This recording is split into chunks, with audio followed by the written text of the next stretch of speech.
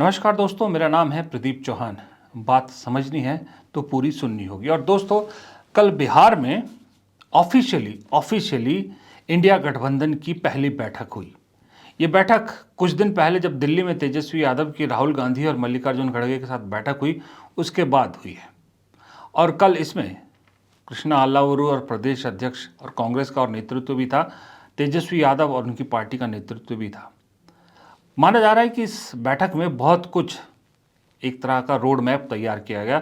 अभी मल्लिकार्जुन खड़गे जी 2-3 दिन में जाके वहाँ पर एक या 2 सभाएं भी करने वाले हैं बिहार में जाके।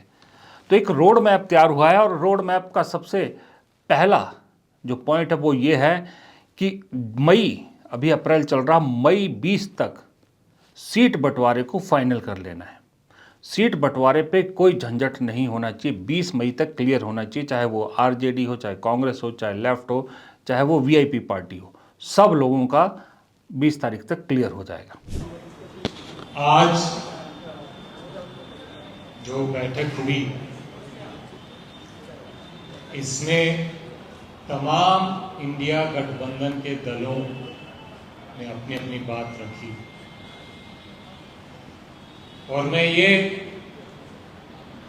आप सबके बीच रखना चाहता हूं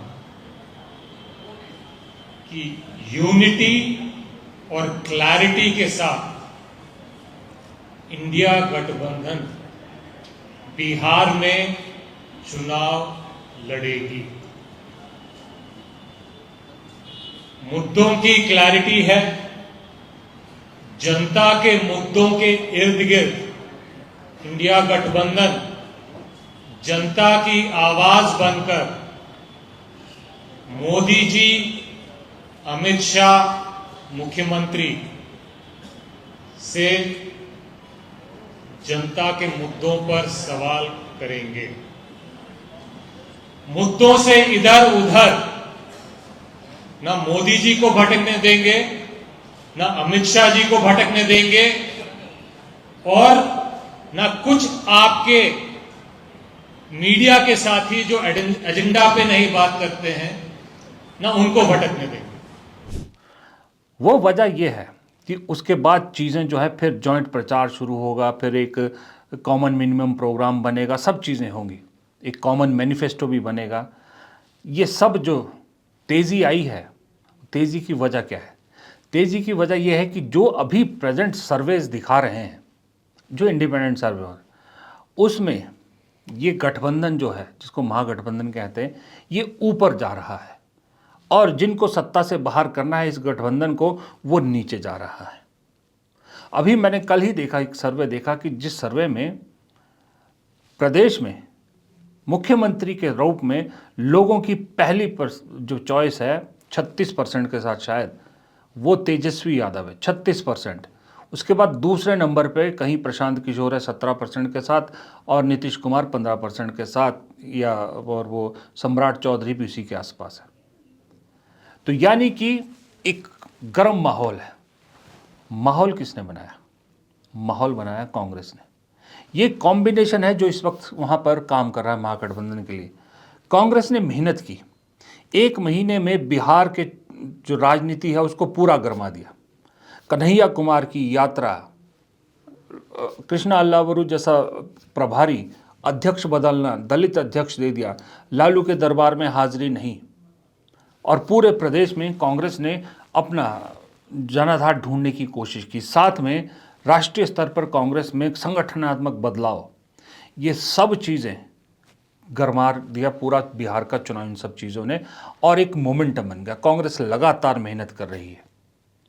दूसरी तरफ चेहरा सबसे पॉपुलर मैंने आपको बताया तेजस्वी यादव का। तेजस्वी यादव युवाओं में वहाँ पर काफ़ी पॉपुलर है।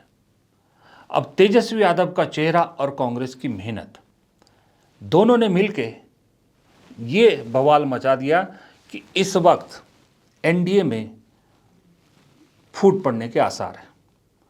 पशुपति पारस अलग हो चुके हैं, जीतन राम मांझी नाराज़ हैं, खुश नहीं हैं, चिराग पासवान भी इंतज़ार कर रहे हैं कि उन्हें कितनी सीट ऑफर करती है, नीतीश की आधे से ज़्यादा पार्टी खुश नहीं है, मौका ढूंढ रहे हैं। और ऊपर से लगातार उनका ग्राफ गिर रहा है। अब आप सोचिए, सम्राट चौधरी के नाम पे अगर आप चुनाव लड़ेंगे तो क्या वोट मिलेंगे? सम्राट चौधरी के नाम पर मुख्यमंत्री का चेहरा अगर उनको प्रोजेक्ट किया जाएगा तो बिहार के लोग उन्हें वोट देंगे? मुझे तो नहीं लगता। बिहार के लोगों को भी ऐसा नहीं लगता। एक्सपर्ट लोग भी ये कहते हैं कि सम्राट चौधरी के नाम पे वोट नहीं मिलेगा। बीजेपी जानती है कि अगर उसको जीतना है तो चेहरा तो नीतीश का ही है। नीतीश के चेहरे के बगैर वो कुछ नहीं, क्योंकि उसके पास अब सुशील मोदी भी नहीं है। दूसरी तरफ चेहरा तेजस्वी यादव, जो पॉपुलैरिटी में सबसे आगे है, डबल से भी ज़्यादा मार्जिन से आगे है। और जो कमज़ोर कड़ी मानी जा रही थी कि आरजेडी को अगर कोई हराएगा तो वो कांग्रेस है, उसको कमज़ोर कड़ी कहा जा रहा था, आज की डेट में वो कमज़ोर कड़ी उस आरजेडी की सबसे बड़ी ताकत बन गई है। आज की डेट में तेजस्वी यादव खुद दिल्ली आके बात कर रहे हैं। वो तेजस्वी यादव जो कुछ महीने पहले तक ये कह रहे थे कि भाई इंडिया गठबंधन की कमान ममता को दे देनी चाहिए, बिहार में चुनाव हमारे हिसाब से लड़ा जाएगा।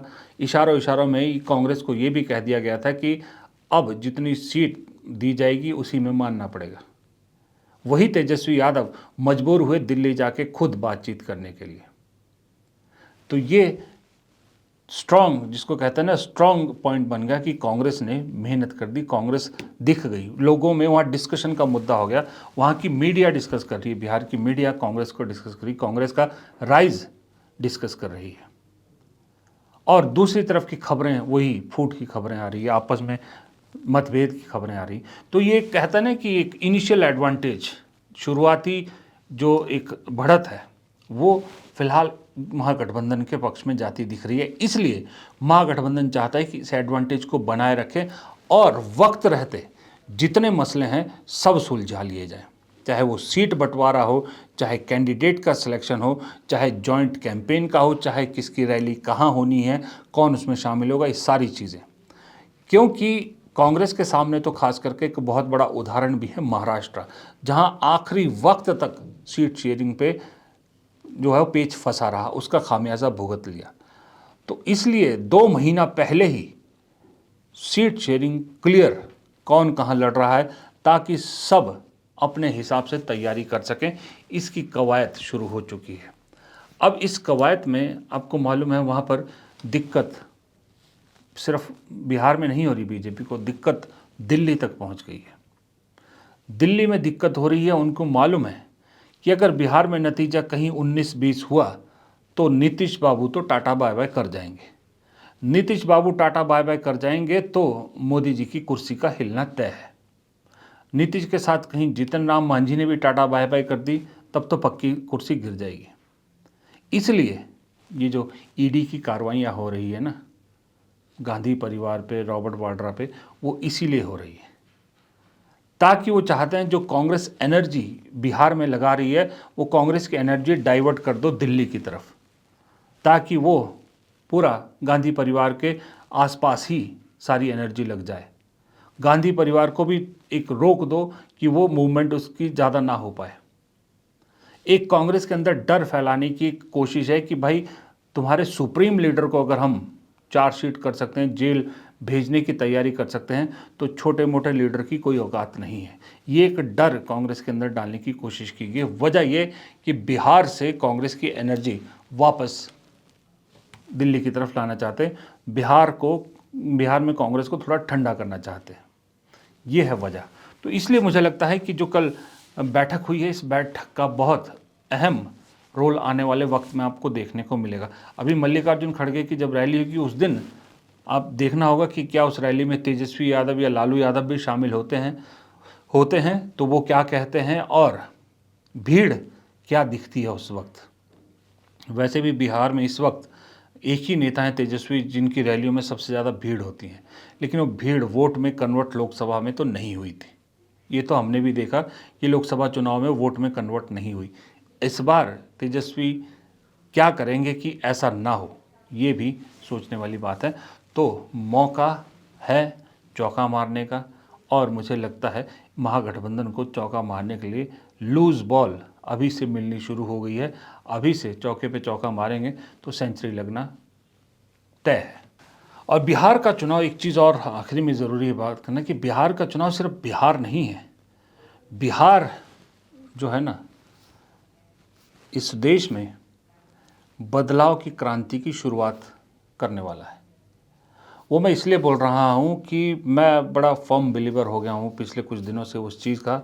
वो जो 25 साल के चक्र की जो मैं थ्योरी बताता हूँ, अब 25 साल 2025 से बदलाव का दौर शुरू होना है।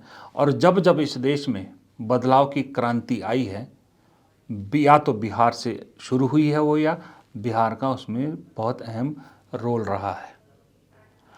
अब आप खुद देखिए 1975 से 2000 के बीच का वक्त, जब राजनीतिक उथल पुथल हुई, कांग्रेस को चैलेंज आने लगे, तो बिहार से जेपी आंदोलन शुरू होता है। बिहार से लालू प्रसाद यादव जैसे नेता उभरते हैं, जॉर्ज फर्नांडिस जैसे नेता उभरते हैं, और बिहार की राजनीति देश की राजनीति को चलाती है। फिर आइए आप 2000 से 2025 के पीरियड में, नीतीश कुमार बिहार की राजनीति में एंटर करते हैं एनडीए के पार्टनर के रूप में। नीतीश का दौर आता है, लालू का दौर जाता है। बिहार में जब दौर वापस नहीं आया इतने सालों तक, लालू और कांग्रेस का राष्ट्र स्तर पर भी बदलाव आया। इसलिए मैं कह रहा हूँ अब इस बदलाव की क्रांति की शुरुआत फिर बिहार से होगी, क्योंकि 2025 में सबसे इम्पोर्टेंट चुनाव बिहार का है। बिहार चुनाव अगर बदलाव लाता है, बीजेपी और नीतीश या जो भी बीजेपी के सहयोगी उनको अगर रिजेक्ट करता है, तो ये सर्कल आपको केरल, पंजाब, तमिलनाडु और पश्चिम बंगाल से होते हुए हिंदी पट्टी तक आता दिखाई देगा। और फिर आप देखिएगा, फिर वही राजस्थान, मध्य प्रदेश, छत्तीसगढ़, इन सब में भी बदलाव की बयार शुरू हो जाएगी। इसलिए मैं कहा कि बिहार का चुनाव बदलाव की क्रांति की शुरुआत कर सकता है। फिलहाल इस वीडियो में इतना ही। इजाज़त दीजिए। नमस्कार।